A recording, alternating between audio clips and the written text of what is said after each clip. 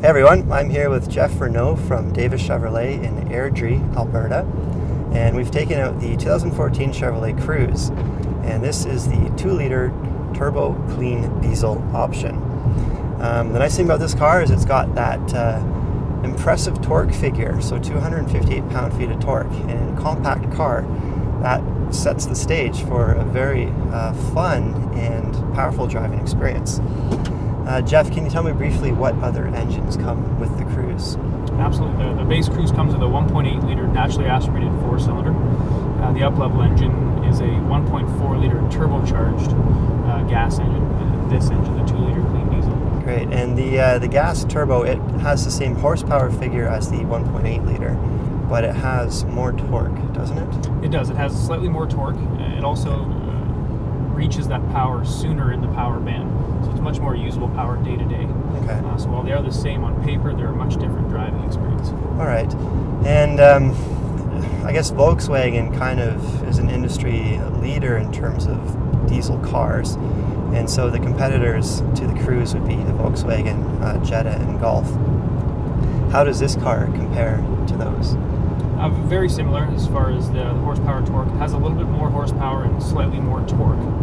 From a price point perspective, it comes in starting from about $500 less than the two Volkswagens, okay, cool. The Golf and the Jetta. And in terms of warranties and service and stuff on this car?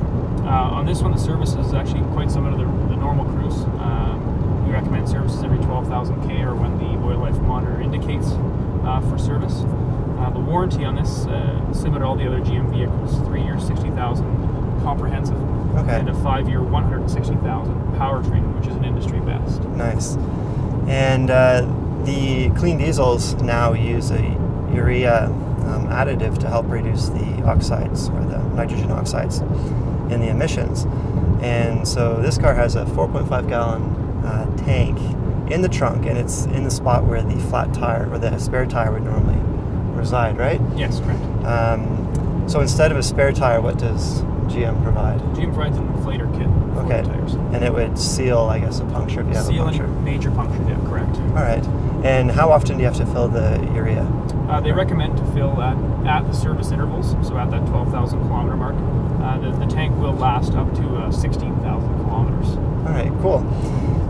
One other kind of fun aspect of taking this car out for a drive is that this car gets used by several teams in the FIA World Touring Car Championship.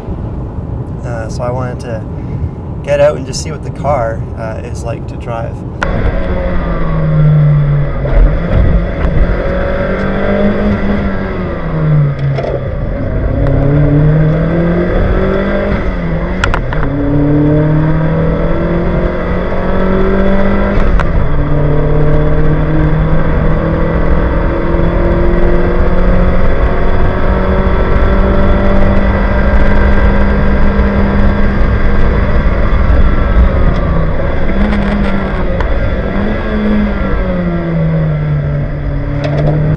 It is a compact 4-door, but you know what? It actually feels really nice to drive, and the interior is quite nice in this car. One of the things that caught my eye first was this kind of, what did you call it? You called it a ballistic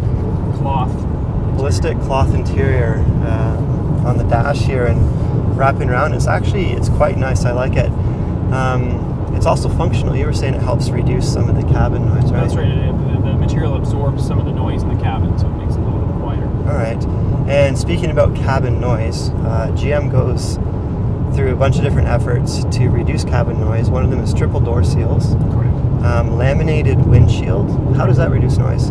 Just a thicker windshield that helps buffet the sound from the outside. Okay. So it's a thicker glass, essentially, in simplistic terms. All right. And then with the engine being a diesel, there would have to be some extra work to quiet that noise. Is there any work that is done? There is, yeah. They use specific, balancing inputs in the engine to offset what would normally be referred to as a kind of a clank or a rattle in a diesel engine. So that's why a lot of new diesel technology uses. It just reduces that rattle. It's perfectly smooth, and when you're at speed on the road, you can't, you don't know that you're in a diesel. There's no rumble, rattle, or anything. And diesels have made strong inroads in the industry towards getting used by consumers. And you were saying that the Cruze diesel is extraordinarily hard to get a hold of right now. They are, yeah. They're quite popular. General Motors was conservative with their early estimate of how many customers would actually choose the diesel option, but we've had a great response to the car thus far. Good. And so right now it's about a 2-month wait to get a diesel? It can be up to 2 months, yes. Up to 2 months, all right. The mileage for the diesel, what are we looking at? Fantastic mileage. On the highway, you could look at about 67 miles per gallon. In the city, around 38 miles per gallon. So that's definitely impressive. segment leading for sure. All right. This is a 5-star double IHS rated vehicle with 10 standard airbags, which is a class-leading safety system in the Cruze. So that's definitely worth mentioning.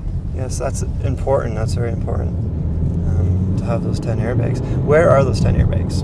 10 airbags are your 2 front airbags. All right. You have your side impact front and rear. Okay. We're up to 6. We also have a thorax and a knee airbag for the driver. Okay. And then, I'm trying to actually think of the other 2 right now.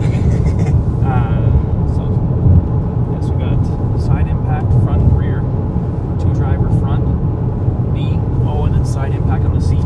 Okay. So it's a center channel in between the 2 drivers. All right.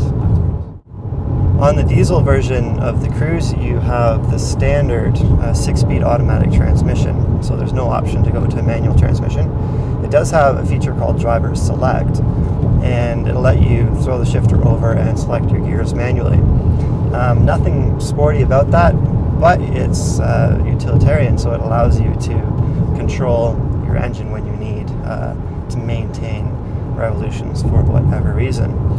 One of the other things that the Cruze diesel has as standard on it is the rear Z-Link suspension. And Jeff, can you tell me what that is? Sure. The Z-Link suspension is available on the high-end Cruze models. It provides a little bit better driving characteristics, absorbs bumps a little bit better. It allows lateral and vertical movement at the same time.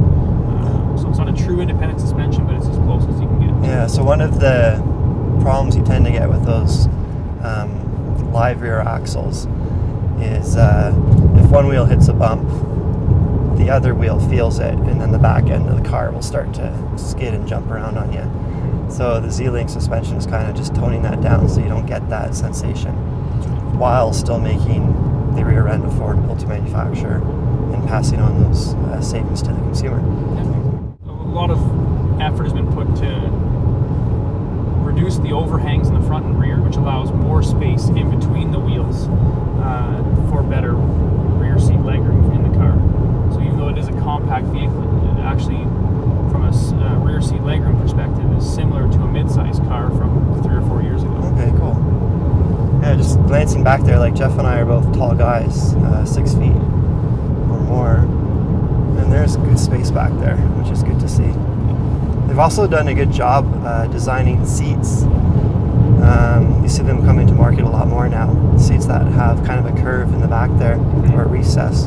Yeah, less material in the back, allows for more knee room. Also the space under the seat, they've actually taken time to make sure there's enough room for people with either boots on, so they can get their feet under the seat, so it's not an uncomfortable driving position. That's an important consideration.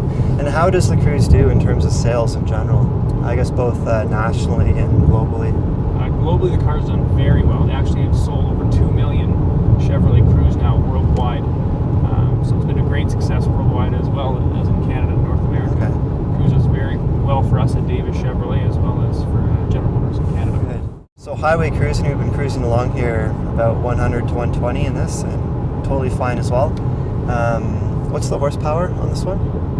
Horsepower is 148. Okay. And with diesels, they have such great low end, which gives them good acceleration at slow speeds, that sometimes that low horsepower figure can affect their high speed driving. But again, absolutely no issues with this on the open road at speed. So really a great car.